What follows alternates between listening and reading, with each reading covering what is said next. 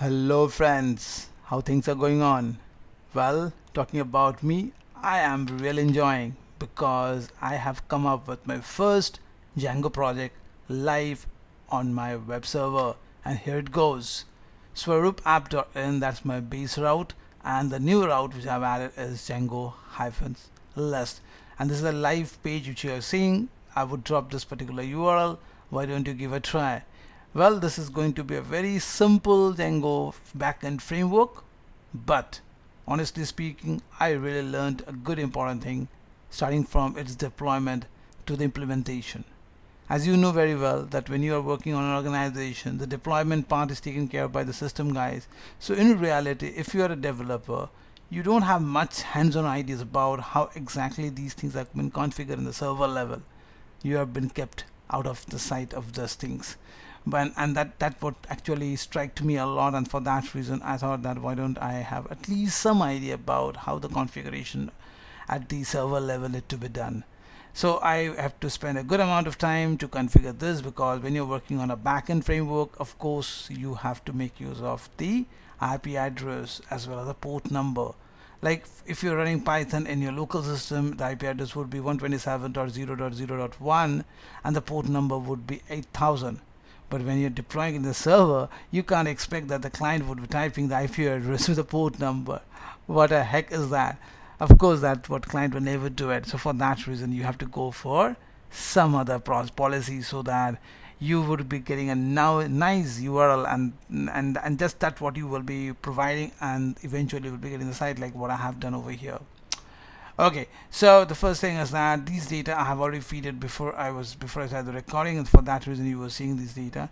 And what about the ID number 2? Well, that data I have deleted. For that reason ID number 2 is not there.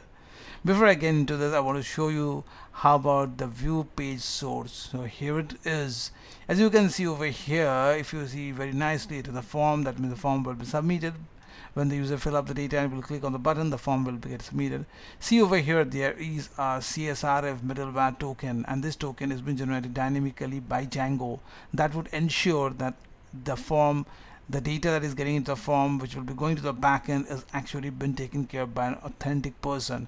So this is something what you will be not seeing when you're running in the, as you can, if I come over here, you won't find like that particular gibberish which you are seeing over here, but this is very important, the CSRF token, which you need to apply in your settings.py before it is actually in live. Well, you know what, when you're working at the local environment, all these things really doesn't matter, but when you deploy the server, and then these things slowly and steadily come up in front of you, and then you have to figure out what the wrong stuff which you are doing, and then you have to get into it, and that's what actually is a very time taking process. Like over here I have got 3 text boxes, so each of these text boxes have their unique name. And what is actually I'm trying to do in this application is firstly honestly speaking, I wanted to have a hands-on idea about how the deployment takes place in the real world, and for that reason I did like a kind of CRUD operation where insertion, updation, deletion, retrieval is all there, and that too without the Django REST framework. I'm doing using the Python list that makes use of tuples and dictionaries. As you can see, one record holding multiple data. So that was my first initiative to implement these things on a real server basis. The second important thing which is I'm really fascinated is to go for automation, and that's the reason why I'm showing you these things, that over here every field has got, or every DOM element has got one unique identifier, so I can easily implement Selenium to go for automation testing. And you can see these are the data that has been shown, and the beauty is that where from the data is coming, you're totally unaware about these things, right? That is what the beauty of backend is. You're totally unaware about it, and in fact this backend can also be connected with the Django REST framework. Then the front end will be associated as well. For the time being, I'm just keeping my focus on the Django application. So let's go and insert a new record over here. That would be most interesting, isn't it? So what I would be adding is, like, let's go with Peter, and I would go for the last name as Parker, and the age would be around 27, right? So let me click on the save button. As I do that, the new record get added, and see automatically the ID has been flashed, and this ID is auto generated. You must remember this, and this is going to play a very important role, because when I will go for editing, you can please take a note on the bottom left corner. You will find the ID has been shown.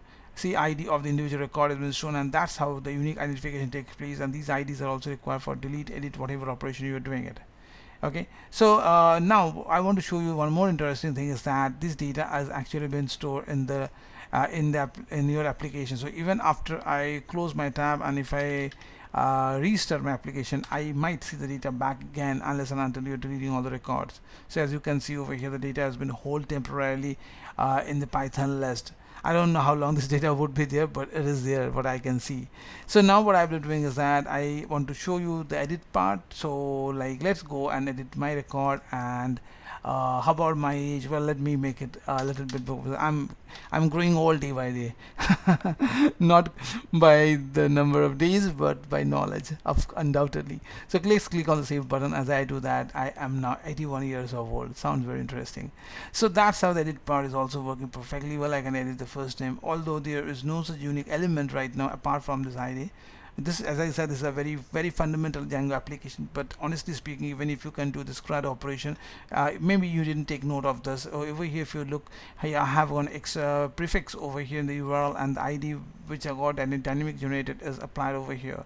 Well, okay, so many people have seen they write my name as double R double OP, and that's what I edited over here. See, and in fact it's there. So even if I reload the page, still it is there. Okay, so that was the part of the edit option. So I went backward when I edited. So I moved forward, and then again after the data got modified, I am back to my initial route. So this reverse proxy is very important, you know.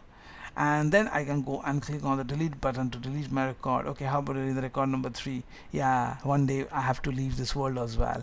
So if I click on this delete button, eventually the record would get deleted, and now you won't see my name anymore on the record which I have deleted. That's not there over here.